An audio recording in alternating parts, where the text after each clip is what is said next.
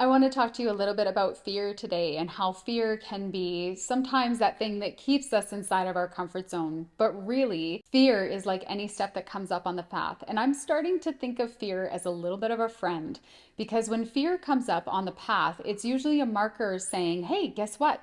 You're doing amazing work. You're breaking through the edge of your comfort zone.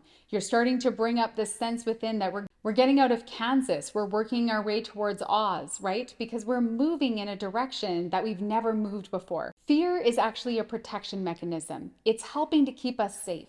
But at the same time, it can be a nice sign along the path that we're actually moving in the right direction. My name's Krista Daneluz Vieira, and I run the Elevation Method, which is a coaching program helping to inspire women to reach and activate their infinite potential. And I would love to chat with you more about that at the end of this call if you find that that would be interesting for you. But in the meantime, I really want to go into this thing called fear, because fear is something that can keep us stuck. But when you really look at fear, I just want you to take out a notepad, take out a pen, piece of paper, and start to write down, when have I found fear to be an asset to me on my path? When has it helped me to move in a direction that otherwise I wouldn't have moved? Every single person on this planet experiences fear. We all have fear. The thing is, we don't all respond to fear in the same way. We also don't always respond to fear in a way that's going to help us to grow. How we respond to fear is really important. So take a moment and ask yourself, how do I respond to fear? When something comes up and I start to get scared of the unknown, or maybe it's fear of failure, maybe I'm concerned about whether or not something's going to work out, maybe I'm saying, I don't know if I have the ability to do this thing that I want to do. What is your typical response? Do you retreat and go back?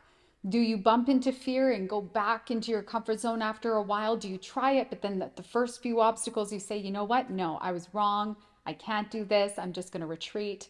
How do you tend to handle fear? What is your natural response when fear comes up in your life? This will give you a really good idea of where your mindset is at and what you think that you're capable of. Like I said, we all experience fear. But if we want to start breaking through to the other side, if we want to have freedom instead of fear, we have to start taking different kinds of action and being willing to see fear in a different way. So the biggest thing today that I want you to go away with is a reframing of fear. What is your current perspective on fear? When it comes up in your life, when you start to notice it coming up in your business, your personal life, relationships, your health, whatever it might be, what is the current way that you start to handle that? What is your go-to? What is your thought process? Do you go into fear, doubt, and worry? Or do you start to say, you know what, I can handle this? So I want you to reframe fear as a friend and as a sign that you might be on the right path. When you start to see fear come up, do you see that you're hitting the edge of your comfort zone, that you're starting to grow, that you're starting to move in new directions? So often this is the case. We have to study ourselves to know if this is in fact for sure. But as we take more and more of that introspective look at how things are unfolding, we can get clearer and clearer that fear is not always a foe. Fear can be a friend. Start to look around at the different times that fear comes up in your life. Where do you see fear pressing you back into a comfortable space within yourself, not inspiring you to grow, not encouraging you to move outside of your comfort zone, not inspiring you to go after what it is that you would love?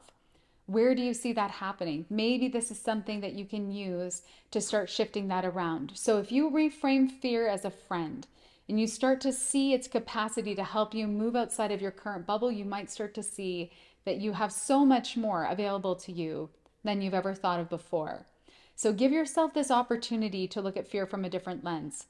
If you started to reframe fear as a marker on your path that you're actually moving in the right direction, how would that change your perspective of some of the actions that you want to take today? If you saw that every time you had a goal for yourself that you suddenly get scared of, in terms of maybe I can't reach it, or I don't know if I'm capable of that, is that a reason to not go after that goal? Or is that a reason to take a closer look at it and see, is there some value there? Is there something I'm going to learn through that process? Is that inspiring me to move in a direction I've always said that I want to go, but I've just never taken the action steps toward? Fear can be your friend. It can inspire you to not get comfortable where you are. It can inspire you to take some action. And this is something that can give you very different results from where you are. So if you're looking around at your life right now and you're seeing some things that you would love to change, I want you to consider how embracing fear in a different way might allow you to get results that you've never gotten before. So I hope that this was helpful for you today. I work with women to help them achieve the goals that they would love in their life through a program I developed called the Elevation Method. If you're curious about that, leave me a note in the comments. And wishing you a wonderful rest of the day. You too can live a life that you absolutely love.